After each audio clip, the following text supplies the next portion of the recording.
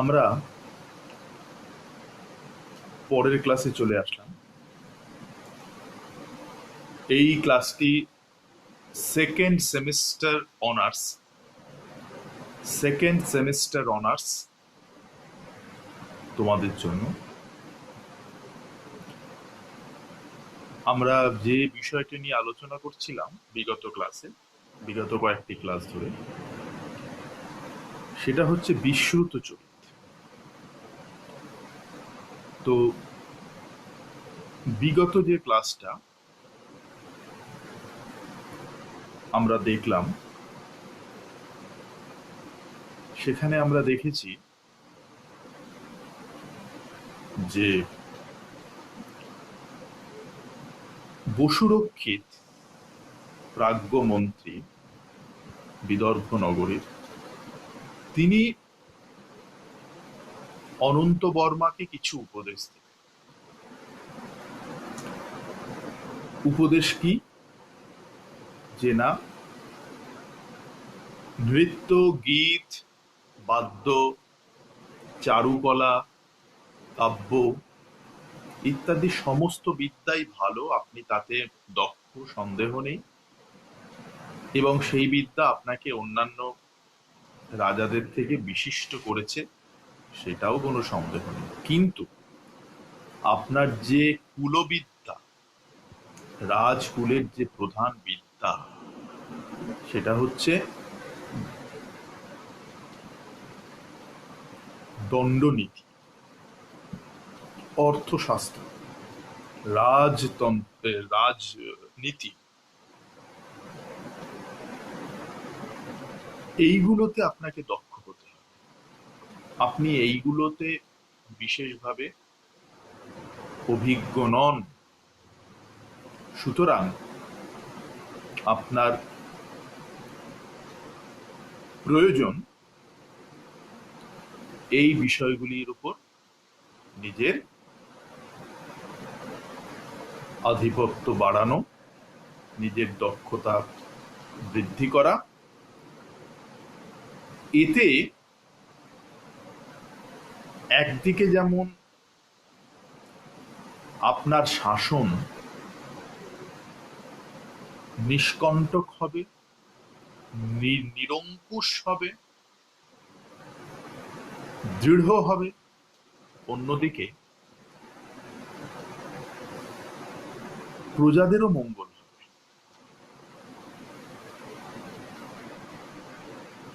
তো অনন্ত বর্মা খুব উন্মুক্ত মনে এবং যথেষ্ট সম্ভ্রমের সঙ্গে এই উপদেশ গ্রহণ করলেন, এবং অন্তঃপুরে গিয়ে তিনি প্রমোদা সন্নিধ, অন্তঃপুরে যে সমস্ত নারীরা ছিল তাদের কাছে গিয়ে বললেন বসুরক্ষিতের উপদেশ। তখন আমরা সেখানে দেখি যে একজন ভদ্রলোক, বা ভদ্র কথাটা ভীষণভাবে একটা প্রশ্ন চিহ্ন আছে তার সঙ্গে, একজন ব্যক্তি সেখানে ছিলেন, উপস্থিত ছিলেন, তিনিও কথাগুলো শুনলেন। তো গ্রন্থের বর্ণনা থেকে আমরা যে বুঝতে পারি যে সে কতটা আদৌ তার চারিত্রিক শুদ্ধতা রয়েছে। কিরকম তার বর্ণনা আমরা পেয়েছিলাম, যে একদিকে যেমন সে ভীষণভাবে রাজার অনুগ্রহে পুষ্ট, অর্থাৎ রাজার প্রিয় পাত্র বলা যেতে পারে, রাজা তার উপর যথেষ্ট অনুগ্রহ করেন, সে নাচ গান ইত্যাদিতে যথেষ্ট দক্ষ, বাইরের রমণীর প্রতি আসক্ত, চতুর, ভীষণভাবে বাচাল, কখনোই সোজা কথা বলে না, বাঁকা কথায় পারদর্শী, অন্যের ছিদ্র অন্বেষণ করে বেড়ায়, পরিহাস প্রিয়, পরনিন্দায় পরচর্চায় যার ভীষণভাবে আগ্রহ, দুষ্ট বুদ্ধি সম্পন্ন, খারাপ বুদ্ধি আছে, মন্ত্রী সচিব অমাত্য এদের থেকেও যে উৎকোচ গ্রহণ করে, ঘুষ নেয়,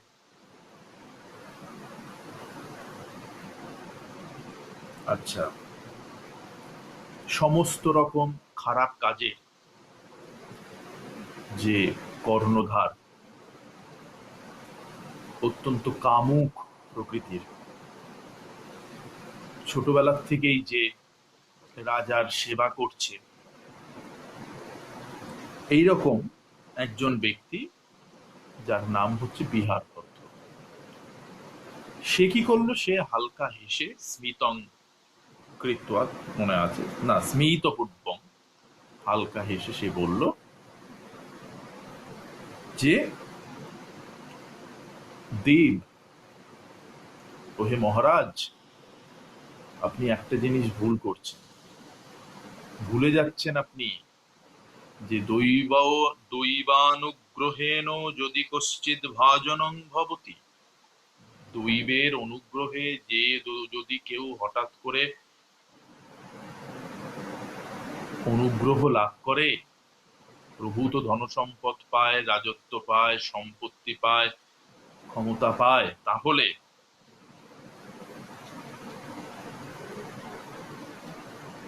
তখন কিছু ধূর্ত আছে,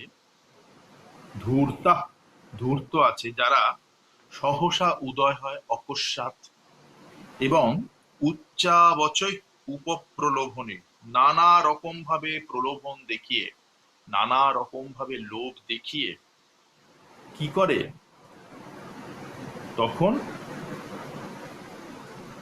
স্বার্থম সাধয়ন্তি, নিজেদের উদ্দেশ্য সিদ্ধ করা, নিজেদের উদ্দেশ্য চরিতার্থ করা, নিজেদের প্রয়োজন মেটানোর ধান্দা করে, চেষ্টা করে। তো এই পর্যন্ত আমরা দেখেছিলাম। এখানে এই যে দেব দৈবানুগ্রহেণ, এই লাইনটি, এই পংক্তিটি খুব গুরুত্বপূর্ণ। সাধারণত ব্যাখ্যা হিসেবে এই পংক্তির বেশ গুরুত্ব আছে। সুতরাং তোমাদের কাছে, যাদের কাছে টেক্সট আছে, তারা প্রত্যেকে এই লাইনটার নিচে ক্লাসটা শুনতে শুনতে আন্ডারলাইন করে নাও যে এই লাইনটা ভীষণভাবে ইম্পর্টেন্ট। এবং আরো এক্ষেত্রে লাইন আছে, আমি তোমাদের বলে দিচ্ছি। যেমন এর আগে একটা লাইন ছিল, যেখানে ছিল যে আগম দীপ দৃষ্টেন, এরকম একটা বলছি তোমাদের। সেই লাইনটা হচ্ছে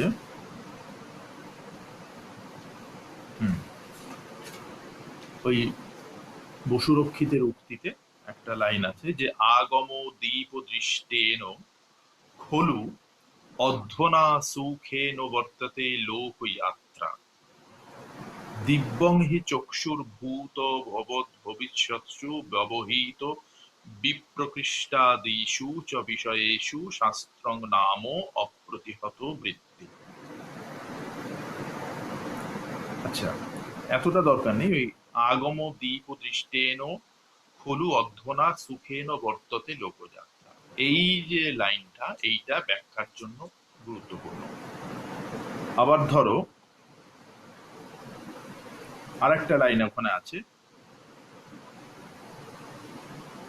তেন হীন সতঃ অপি আয়ত বিশালয়র লোচনয়রন্ধ এব জন্তু দর্শনেষু অসমর্থাৎ। এই লাইনটাও ইম্পর্টেন্ট। তাহলে তেন হীন সতরপ্যায়ত বিশালয়র লোচনয়রন্ধ এব জন্তুরর্থ দর্শনেষ্বাসামর্থ্যাৎ, এই যে লাইনটা, এই লাইনগুলো তোমরা ক্লাসটা করতে করতে নোট করে নাও, আন্ডারলাইন করে দাও, যে এই লাইনগুলো ব্যাখ্যার জন্য বিশেষভাবে ইম্পর্টেন্ট। তো বিহার ভদ্র তো এই কথা বলল, এখানেই থেমে থাকলো না, সে আরো কথা বলেছে। কি বলছে আমরা শুরু করি। তথাহি কেচিৎ প্রেত্য কিল লভ্যৈরভ্যুদয়াতিশয়ৈরাশামুৎপাদ্য। লভ্যৈ অভ্যুদয়াতিশয়ৈ আশাম উৎপাদ্য মুণ্ডয়িত্বা শিরো বদ্ধ্বা দর্ভরজ্জুভিঃ অজিনেন আচ্ছাদ্য নবনীতেন উপলিপ্য অনশনং চ সায়য়িত্যা সর্বস্বং সর্বস্বং স্বীকরিষ্যন্তি তেভ্যোপি ঘোরতরঃ পাষণ্ডিনঃ পুত্র দার শরীর জীবিতানি অপি মোচয়ন্তি। ভয়ঙ্কর কথা। যদি কশ্চিৎ পটু জাতীয়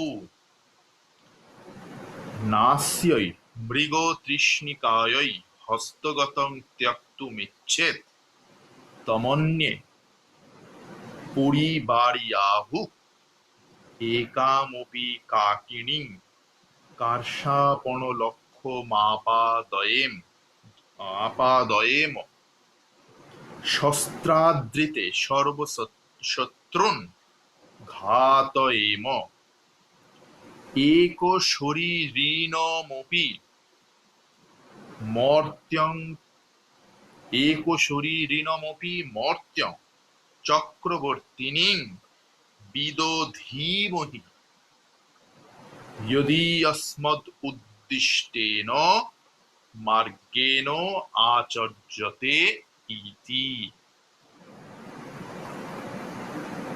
অনেক কথা বলছে। কি বলছে এত, দেখতে হবে আমাদের। তথাহি তো আরো বলছে, যেমন কি বলছে, কেচিৎ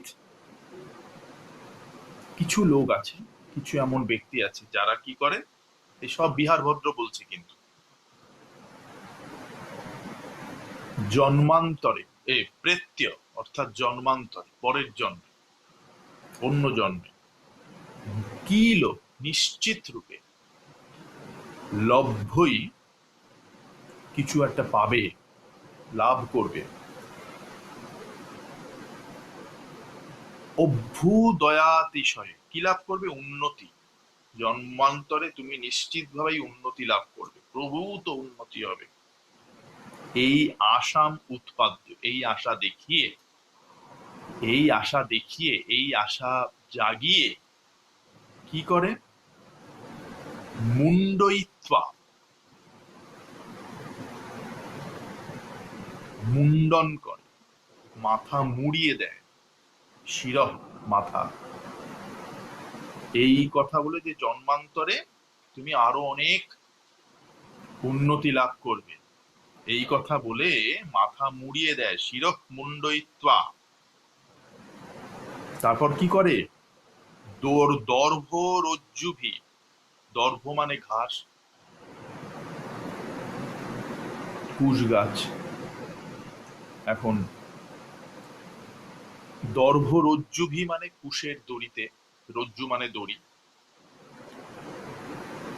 এখন কুশ ঘাস, তো সেই কুশ ঘাসের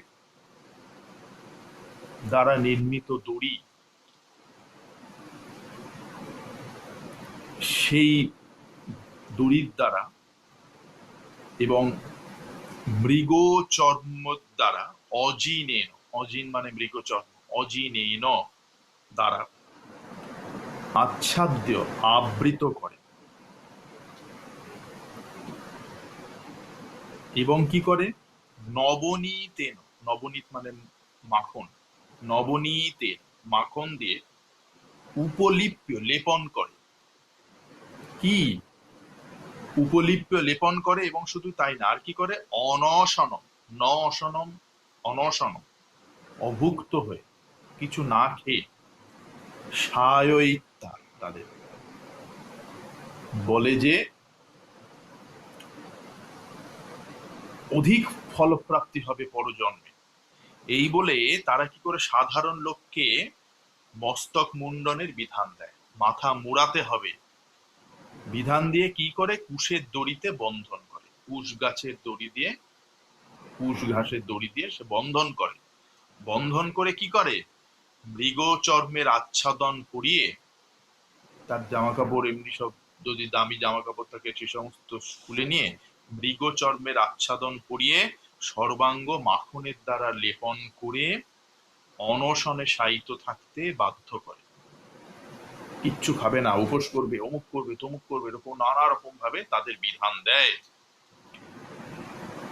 এবং সর্বং সর্বং না সর্বস্বং সর্বস্বং স্বীকরিষ্যন্তি, সমস্ত কিছু সর্বস্ব গ্রহণ করবে।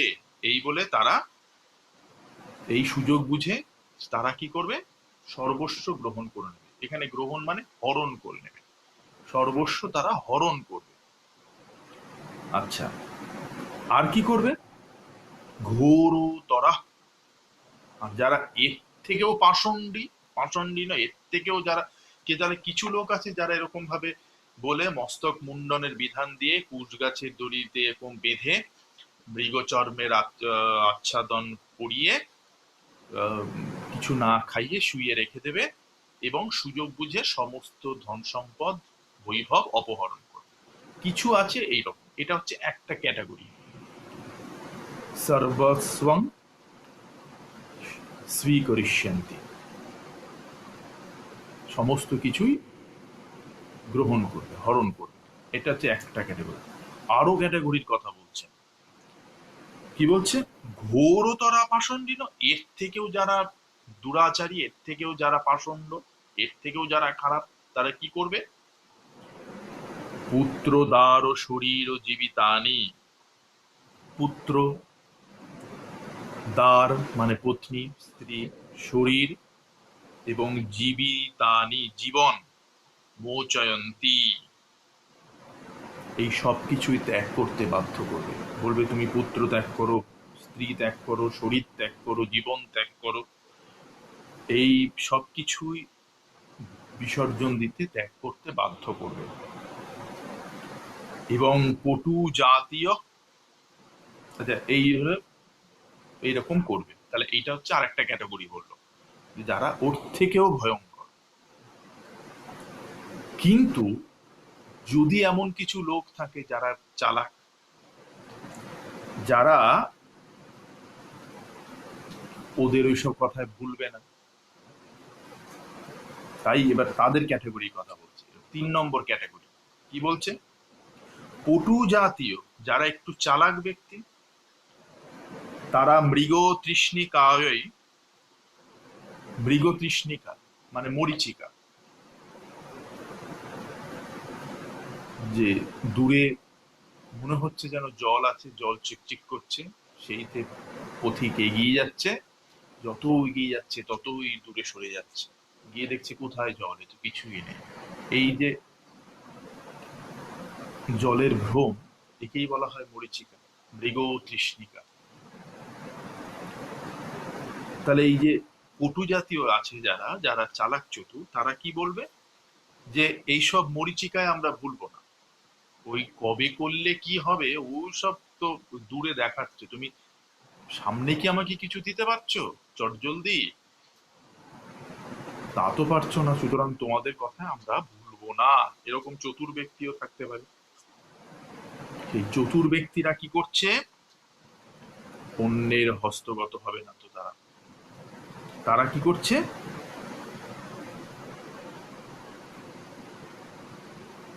অন্যে পরিবার্য,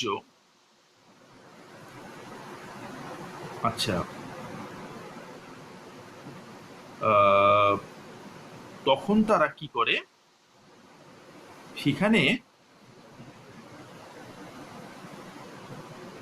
অন্যে এরকম যদি ঘটনা ঘটে যে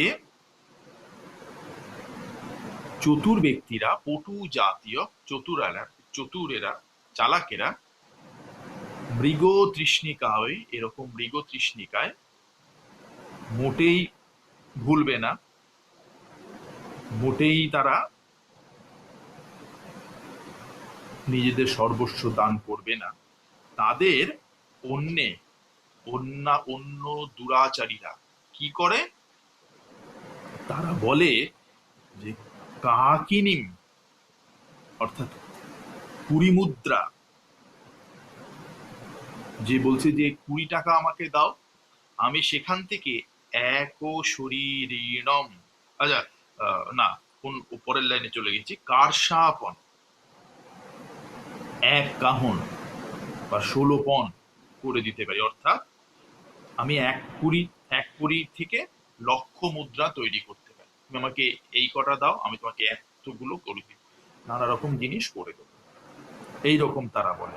এইগুলো কাকিনিম, কারসাপন, এগুলো হচ্ছে প্রাচীন একক। এখন যেমন কেউ যদি বলে যে তুমি আমাকে 5 টাকা দাও, আমি তোমাকে 50 লক্ষ টাকা করে দেবো, তা এই এখনকার যেরকম একক, আগে ছিল আনা, নয়া, পয়সা, সেরকম।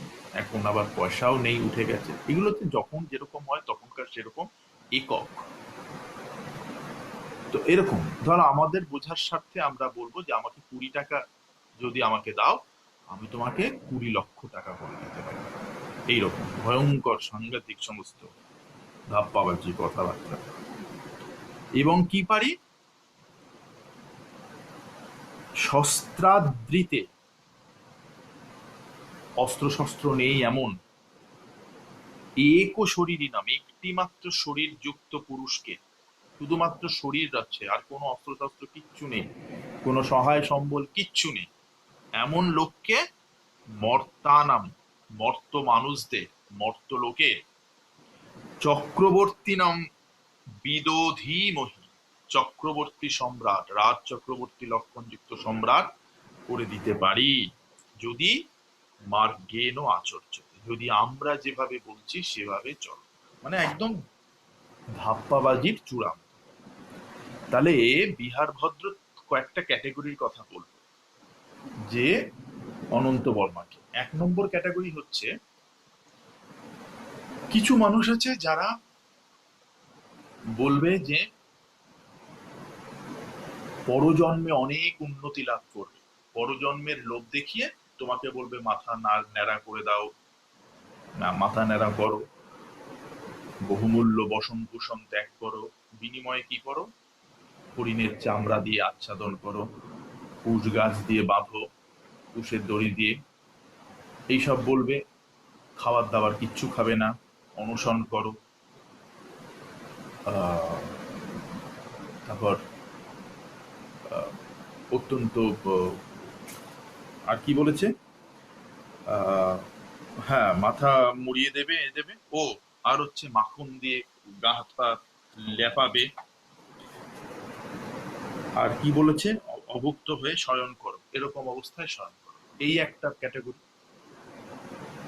আর একটা ক্যাটাগরি আছে যারা এর থেকেও ভয়ঙ্কর। তারা কি করে, যে কথার জালে ফাঁসিয়ে পুত্র, তার পত্নী, জীবন, শরীর সবকিছু ত্যাগ করতে বাধ্য করতে পারে। এরা হচ্ছে আরো ভয়ঙ্কর একটা প্রজাতি।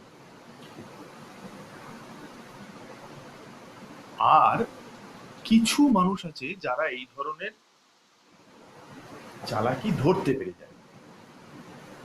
তারা যদি বলে যে না, তুমি যা বলছো আমি সে পথে কেন চলবো, তুমি যা বলছো সেটা তো মরীচিকা, কবে করলে কি হবে সেটা তো আদৌ হবে কিনা, কোন কালে গিয়ে আমার উন্নতি হবে, ইহজন্মে আমার কিছু হলো না, পরজন্মে উন্নতি হবে, এ তো মরীচিকা, মৃগ তৃষ্ণিকা, তোমার কথা আমি শুনবো না। তখন তারা অন্য পথ নেয়, ওই সমস্ত ধূর্তেরা, ওই সমস্ত প্রতারকরা অন্য পথ নেয়। কি বলে, যে আমি 20 টাকাকে 20 লক্ষ টাকা করে দিতে পারি। আমার এরকম ক্ষমতা আছে। শুধুমাত্র শরীর আছে, একটা অস্ত্রও নেই এমন লোককে এই মর্ত মানুষের চক্রবর্তী সম্রাট করে দিতে পারি। এত ক্ষমতা আমাদের। তাহলে এখনো পর্যন্ত আমরা 3টে ক্যাটাগরি দেখলাম। একটা ক্যাটাগরি হচ্ছে কৃচ্ছ সাধনের পক্ষে, বলছে খুব কষ্ট করো, কষ্ট করে থাকো, কষ্ট করে করো, মাটিতে শো, কুচ গাছের বিছিয়ে তার উপর শো, মাথায় গায়ে মাখন প্রলেপ দাও, হরিণ চর্ম পর্ব। আর এক দল হচ্ছে যারা বলছে যে জীবন, পুত্র, কন্যা, শরীর সবকিছু ত্যাগ করো। আর এক দল বলছে যে আমরা অনেক রকম ক্ষমতা আমাদের আছে, 20 টাকা থেকে 20 লক্ষ, এবং বিনা শস্ত্রধারী ব্যক্তিকে চক্রবর্তী সম্রাট করে দিতে পারে। বিহার ভদ্রের আরো উপদেশ আছে, বাকি উপদেশ আমরা পরের ক্লাসে পড়ব। আজকে এই পর্যন্ত।